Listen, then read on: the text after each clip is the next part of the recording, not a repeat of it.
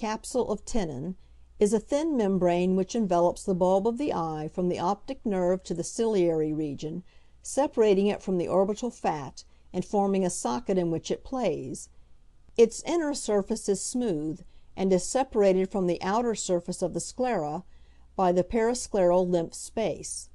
This lymph space is continuous with the subdural and subarachnoid cavities, and is traversed by delicate bands of connective tissue which extend between the fascia and the sclera. The fascia is perforated behind the ciliary vessels and nerves, and fuses with the sheath of the optic nerve and with the sclera around the entrance of the optic nerve. In front it blends with the ocular conjunctiva, and with it is attached to the ciliary region of the eyeball.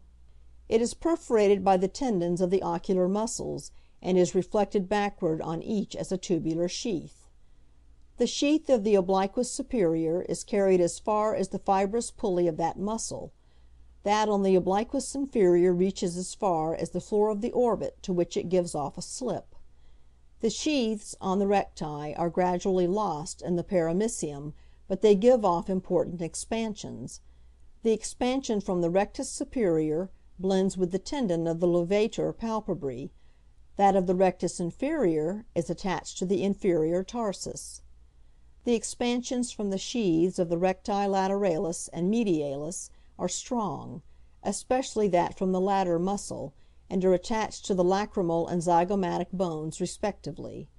As they probably check the actions of these two recti, they have been named the medial and lateral check ligaments. Lockwood has described a thickening of the lower part of the fascia bulbi, which he has named the suspensory ligament of the eye. It is slung like a hammock below the eyeball, being expanded in the center, and narrow at its extremities, which are attached to the zygomatic and lacrimal bones respectively. The orbital fascia forms the periosteum of the orbit. It is loosely connected to the bones and can be readily separated from them. Behind, it is united with the dura mater by processes which pass through the optic foramen and superior orbital fissure, and with the sheath of the optic nerve. In front it is connected with the periosteum at the margin of the orbit, and sends off a process which assists in forming the orbital septum. From it two processes are given off, one to enclose the lacrimal gland, the other to hold the pulley of the obliquus superior in position. The eyebrows, supercilia, are two arched eminences of integument, which surmount the upper circumference of the orbits and support numerous short, thick hairs directed obliquely on the surface.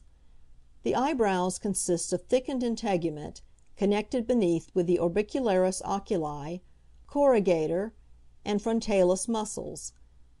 The eyelids, palpebrae, are two thin movable folds placed in front of the eye, protecting it from injury by their closure. The upper eyelid is the larger and the more movable of the two, and is furnished with an elevator muscle, the levator palpebrae superioris. When the eyelids are open, an elliptical space, the palpebral fissure, rima palpebrarum, the angles of which correspond to the junctions of the upper and lower eyelids, and are called the palpebral commissures or canthi.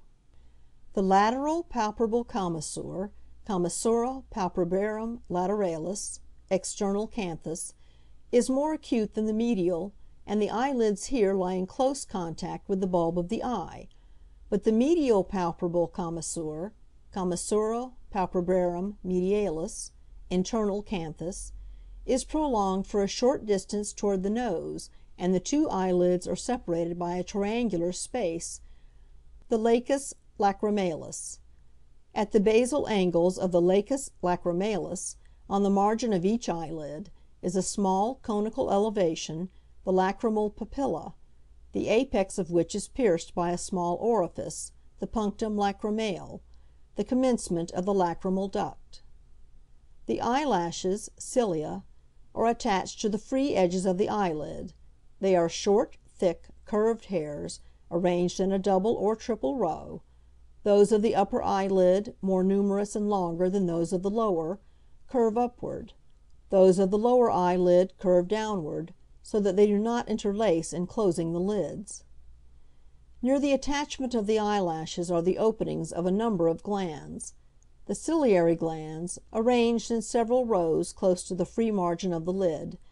They are regarded as enlarged and modified sudoriferous glands. End of section 53. Recording by Leanne Howlett.